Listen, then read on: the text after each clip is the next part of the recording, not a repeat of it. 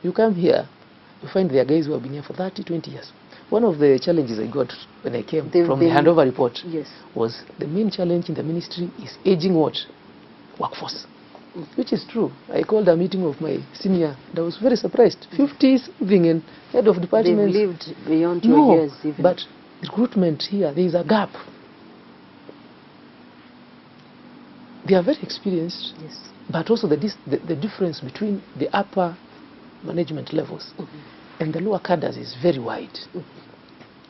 And there is need for us to bridge that gap as a ministry. So when you come as a new person, they say new brims sweep what? Clean. Yeah. Jua kizungu hii ni lugha ya wazungu ilikuja na meli. Hivyo ndio tunasema Nairobi.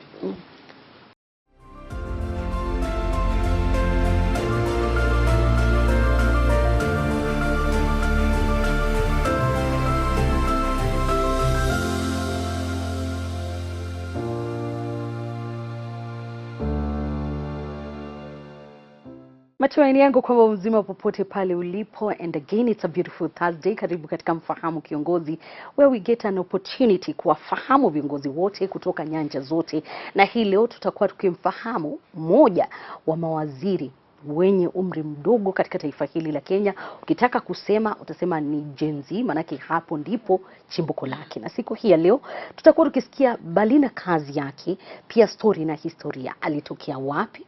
Alizaliwa wapi? Life ilikuwa namna gani? Anajihisi namna gani katika ofisi hii ambayo anaongoza katika umri huo? Na jina langu ni Elizabeth Mutuko, na siku zote kiongozi yeyote ambaye ungependa nizungumze naye, unanipa nafasi kwa 22047 nasi ndani ya runinga hii ya TV47 tunamtafuta. Asante sana Bwana Waziri kunipa nafasi kuzungumza nawe siku hii ya leo. Nashukuru sana. Ningependa, najua Wakenya wengi walikuona ukiingia kazini ukijitetea bungeni, lakini hatujui wewe ni nani. Ulizaliwa wapi? Maisha yalikuwa namna gani? Na baadhi ya yale ambayo ulikuwa unatarajia kuwa. Kuzaliwa, nimezaliwa Meru. Watu wengi hujua Meru mkubwa, lakini sasa pale kitongojini, pale mji wa nyumbani, Tomaua. Kizama ndani tena kule ito Ardhi. Kitongoji kidogo kando ya Nyambene Hills. Ni karibu na Mto Ardhi? Tofauti kubwa. Mto Ardhi huko Nairobi. Umesema Ardhi nikakumbuka Ardhi. Lakini jina lenyewe wa ule mtaa, kile kijiji chaitwa Ardhi. Sasa nikaenda pale Ardhi Primary kama mtoto kawaida pale nyumbani. Unajua maisha ya ushambani na mashambani ni kule ni kulima mostly. Kuna kilimo kingi, majani, kahawa kama kawaida, kuna miraa. Na pia vyakula vya nyumbani, ndizi, mahindi and cereals, hivi nafaka. Mtoto wa kawaida kuzaliwa, kaenda shule ile tu, shule ya kijijini pale kidogo. Kasoma primary school. Kamaliza class 8. Mungu akanifanikia nikaja Nairobi. Unajua wanasema nguvu ni kijijini. Akili ni hapa mjini. Akili mjini. Wakati huo ukisoma, ndoto yako ilikuwa gani? Maana kila mtoto siku zote ana ndoto. Unajua ukiwa pale shule unasikia unataka kuwa nini ukikuzeeka? Unataka kuwa pilot. Sisi watoto wa kijijini tunaona ndege za pita juu angani tu. Mimi nataka kuwa engineer. Hivyo tu, nilikuwa mzuri kwa masomo la hesabu, sayansi. Yalikuwa mambo yangu kidogo. Na nilipokuja hapa Lenana School hapa Nairobi. Mimi ni mtu ya Lenana School hapa. Hapa tu Gong Forest. Kutoka msituni Meru nikakuja msituni tena Nairobi. No wonder. Hivyo nikasoma mpaka kidato cha 4. Pale nikapata wanafunzi kutoka sehemu tofauti za Kenya. Alafu unajua Kenya ni pana na kubwa. Kila mtu ana shida zake za matamshi.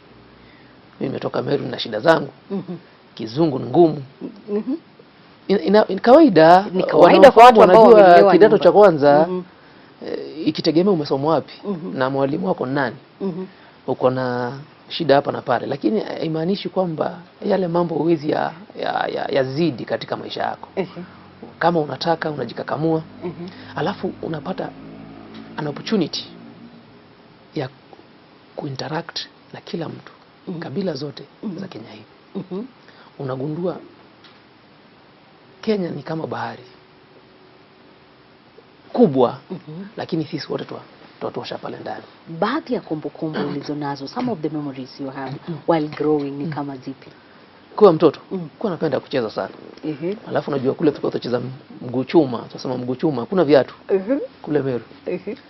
Alafu kuna ile michezo ya nyasi. Unajua mwenzako, rafiki yako akikutania, tulikuwa tunatoa mtego. Na kuweka mtego, ukipiga mpira kumbe ameweka mawe ndani. Pale unaumia kidole. Katika hali ya ujana. Ya ujana ile. Na baada vidole zako tukiangalia wakati huu zibe. Ndio maana sisi vidole hatuonyeshi. Kucha azimo. Lakini huo ujana wa ile enzi zetu 1990s. Na utoto katika ile miaka. Hatukuwa tunajua ukabila. Aliye kando yako ni rafiki yako. Nyinyi mnajuana nyanjani, mkija nyumbani mnakula kila kwa majirani. So kulikuwa na hiyo closeness. And children actually used to play out. Tulikuwa tunacheza nje sisi, mambo ya kubofya niliyapata jijini. Hii michezo yenu ya tarakilishi ama ni nini? Kazi yako ya kwanza ilikuwa kazi? Kupata kazi kampuni fulani. Jamaa fulani contractor. Hata yako nilipa bwana. Kazi yako ya kwanza ukupata malipo? Wengine nisikia wamelipwa, mimi sikupata mshahara. Ikabidi tu ukaondoka au kupata chochote? Sikupata. Kazi yako ya pili? Ya pili nikapata consulting firm. Mshahara wako wa kwanza? Mdogo sana. Ilikuwa shilingi ngapi? Wewe acha wewe. Ilikuwa mdogo. Wajua kwa nini? Ninauliza haya maana there is someone seated home. Anajua siku moja nitakuwa CS. Mshahara wangu wa kwanza ulikuwa 30,000. Hiyo ni pesa nyingi. Pesa kidogo sana. Maana kuna kwa sababu Nairobi unaishi kule unajua kule sitaki kusema unaishi mbali na town. Si ndio? Ukiweka fare nauli ya kuja town. Mimi mshahara wangu wa kwanza ningekwambia utashangaa. Haujakula. Sasa ilikuwa inabidi wakati mwingine wakati unajaribu kubalance mahesabu hapa na pale. Inabidi unavuka kula lunch time sometimes. Yes. Hii inaitwa OMAD, 1 meal a day. Not by choice. It's because circumstances have forced you. Pasipobudi ufanye nini? Lisilobidi ubudi. Ndio hilo sasa. Na wakati huo ukafanya haya, ulikuwa bado na matumaini ya uongozi? Mimi nilikuwa napenda engineering. Kusema kweli napenda hii career, nilikuwa naipenda. Na katika engineering ukitoka shule wewe ni mgeni katika kiwanja. So unahitaji ufanye training according to Engineers Board of Kenya kwa miaka kadhaa, sasa ndio kuwa professional engineer.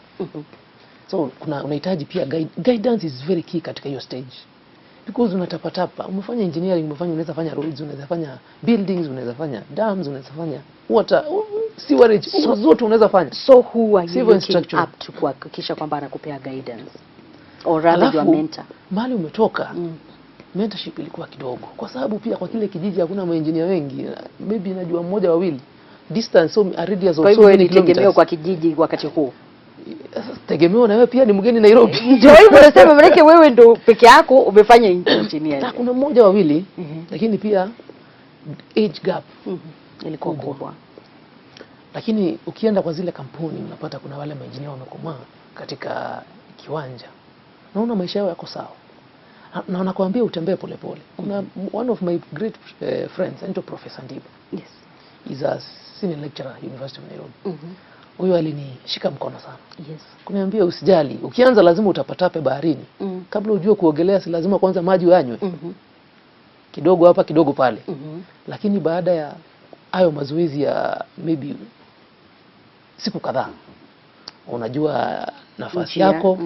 Sasa ni bidii yako. Ni lini ulipata kazi yenye at least ilikuwa stable? Nilipata kazi kwa kampuni fulani, consulting engineer, engineering. Na hao nawashukuru sana kwa sababu qualification wale sio kujua mtu ama nini. Ilikuwa kama ile grade ya first class njoo. Tunazungumza na wewe siku hii ya leo. Una familia na mlipatana kwa namna gani? Nina mke lakini watoto bado. tunajaribu ndio mnajaribu. It's okay, manake what ningependa kusikia how you met this beautiful person. Katika hali ya kutafuta tu unapata mtu ambaye mnaelewana kidogo. Changamoto mingi. Kawaida ya maisha siku hizi wewe unaelewa. Si unaelewa mambo ya maisha? Maisha. Sio mstari. Ni kupanda kushuka, mabonde, mara vita, lakini ni that's being human. Yes. It means we all come with our own faults. Wakati ambapo ulisikia maneno haya ya uteuzi wako, kumbuka ilikuwa tumetoka wakati wa Gen Z. Ilikuwa kwa namna gani maandamano yale ya Gen Z? Ulijihisi kwa namna gani? Ni kitu ambacho ulitarajia? Kusema kweli, katika laini ya career yangu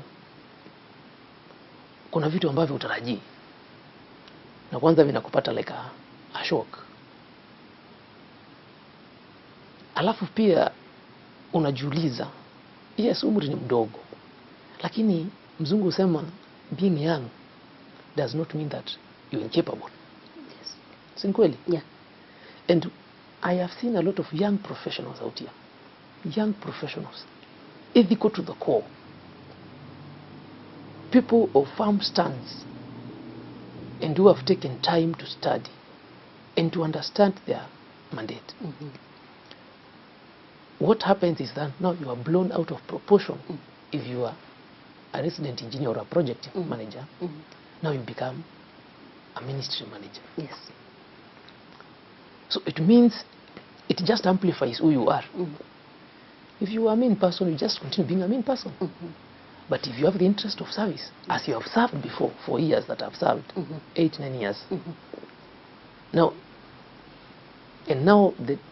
you've come from private sector. Umetoka kule kwa private. Unajua kule business there is very atrocious and cutthroat. You have to be very agile and very fit to survive. Yes. It's the fittest to survive. Then you come to a ministry, government that has a lot of bureaucratic processes. Hapa miguu ni iko na procedures. Na haujamii. Kuna steps. So you take time and learn. And I like to believe I'm a very quick study. Unakaa chini, unasoma zile maripoti, and then you start conceptualizing and looking at where you can do better and improve. Was it a shock getting this job? Definitely it's a shock. It would be a shock to anyone unless you are not human, because the responsibility is now bestowed upon you. You not only carry the small project you're doing, but you carry the vision of a country, because the responsibility of the ministry, apart from policy, being a policy docket, you dream for the future.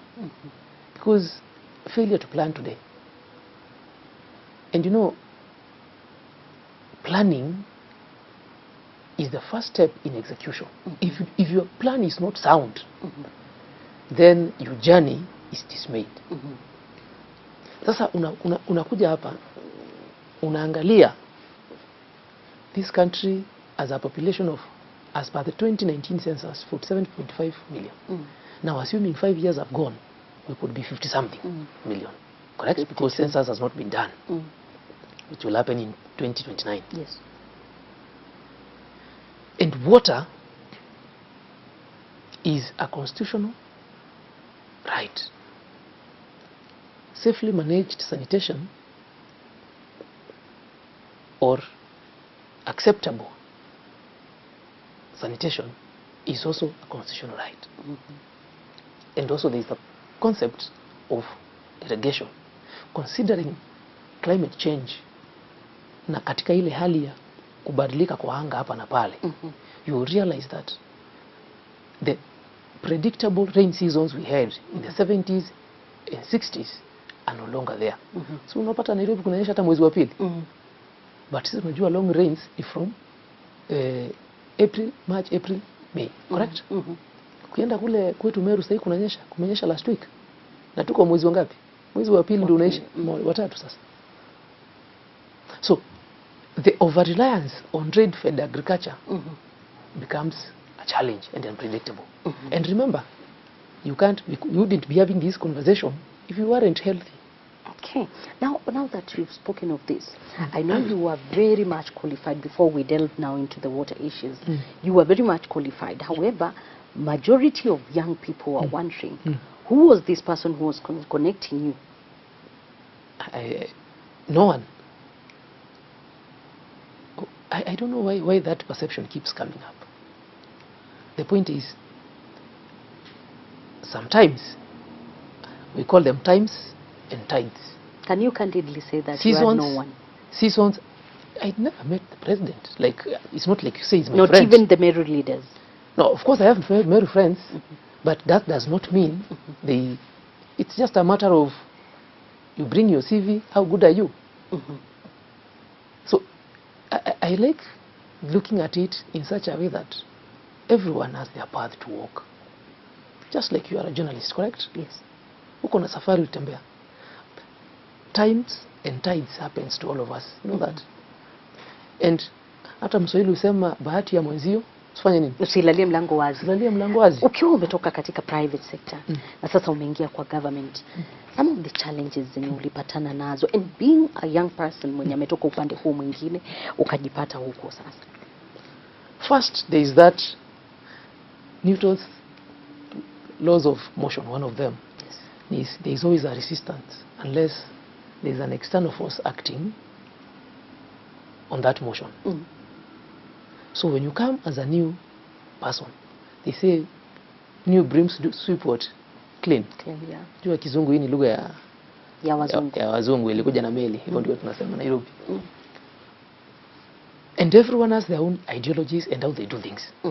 Coming from the private sector, you are very thorough.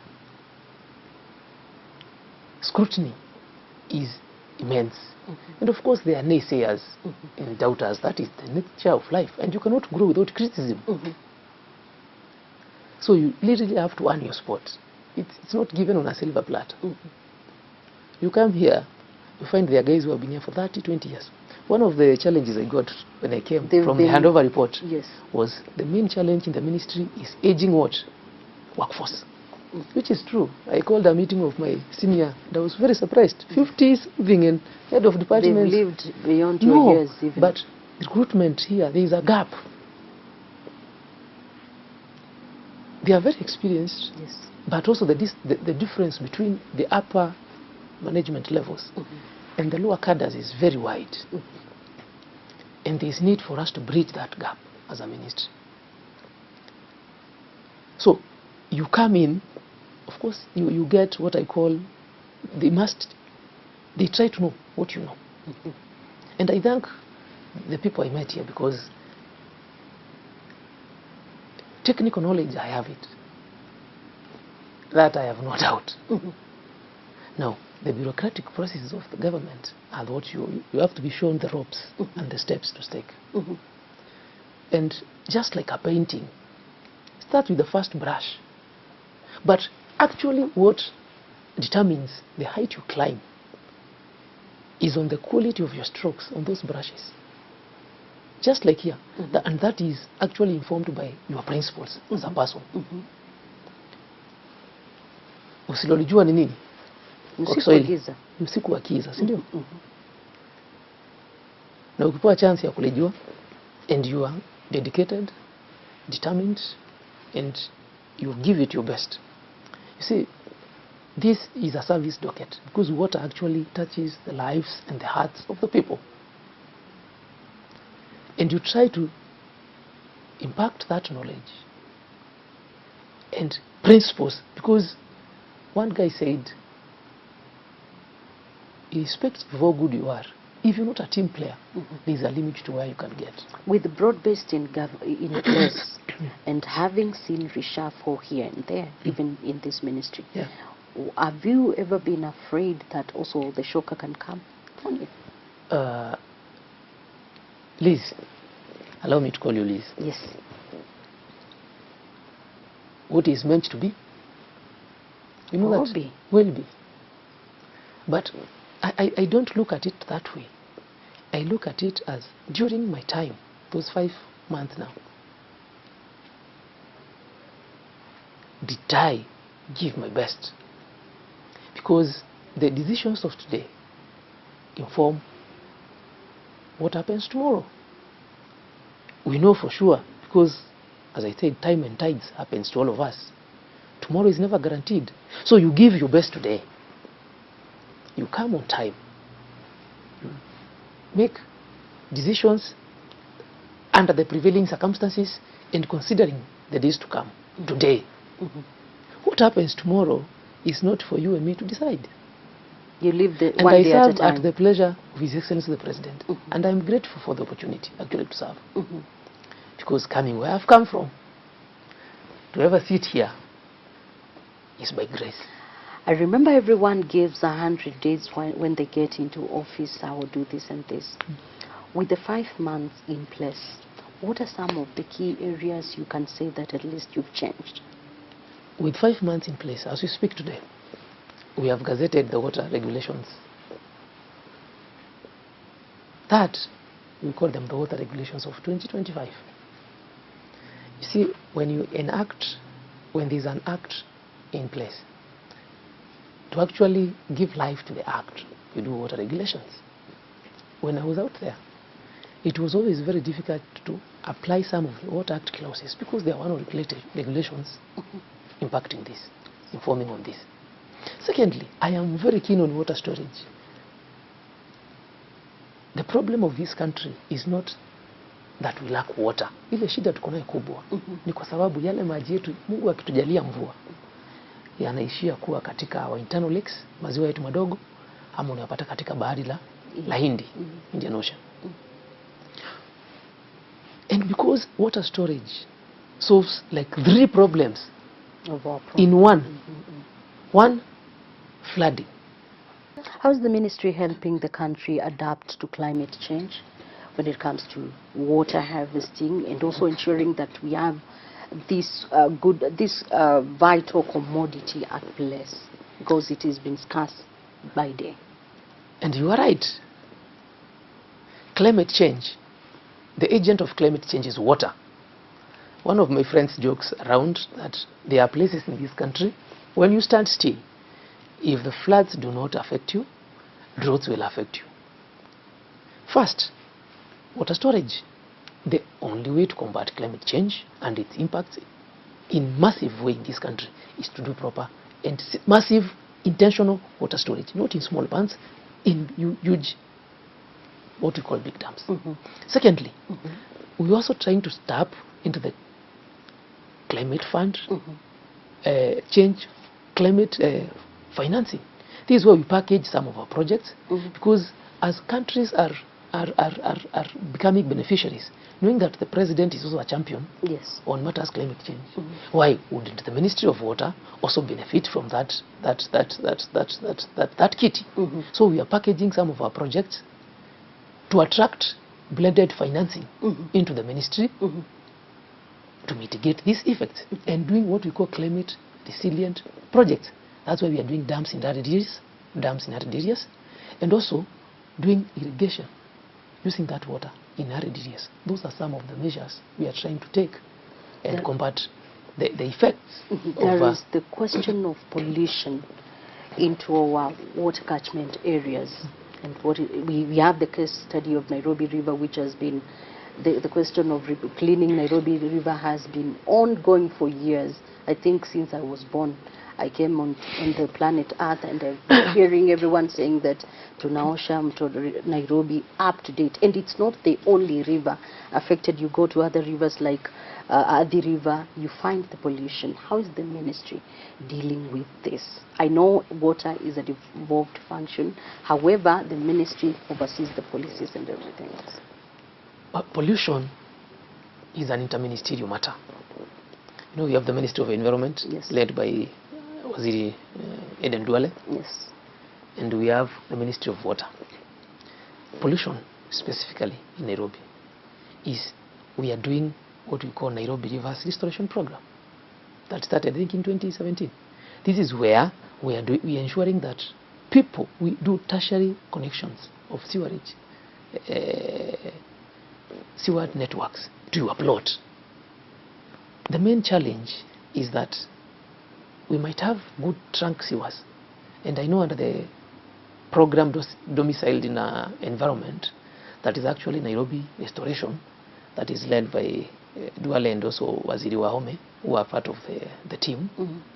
We are planning to do proper trunk sewers to avoid us dumping, we call it the human waste into the rivers. It's a very good plan. I agree, and I love your vision. The best thing is that you've given me the projects, and I'll keep them. And I pray that God is going to give you an opportunity to be here for longer, for me to be following, and especially also TV 47. But before I get out of this program, I know there are these quick fire questions I would like to fire to you. Which is your favorite day? Monday. Your favorite color? Blue. Your favorite read? Outliers. Your favorite? Do you know it? No, I don't. You know? Really? Yes. It's fine. Let's go on. I don't have to know what you know. Your favorite meal? Boiled meat. One thing you cannot do without? Exercise. If I was to find you somewhere random, where could that be? Exercising. Your favorite car? Don't have one. Your favorite car? You cannot say you don't have one. Those are my answers. Correct? You can. You want my answers? I remember you in Parliament, so you're lying to us. So I'm honest, I haven't bought one. You haven't. It's for ministry. And And why is it you haven't bought one? Why? Are you trying to be humble? I'm a humble man, but I don't say it. Yes. Your favorite sport? I'm very good in football. Your favorite space where I can find you very randomly? I'm a very strange guy. I keep to myself a lot. Your mentor?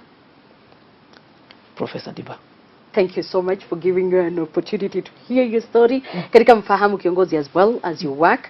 Na mimi nimesema after 3 months I'll be here to see what you've done far and beyond. Thank you so much for watching Mfahamu Kiongozi. That has been CS Mugaa, and I believe that is his story. Again, we're going to hear another leader, get to hear their story. Keep it TV 47. I'm Elizabeth Mutuku.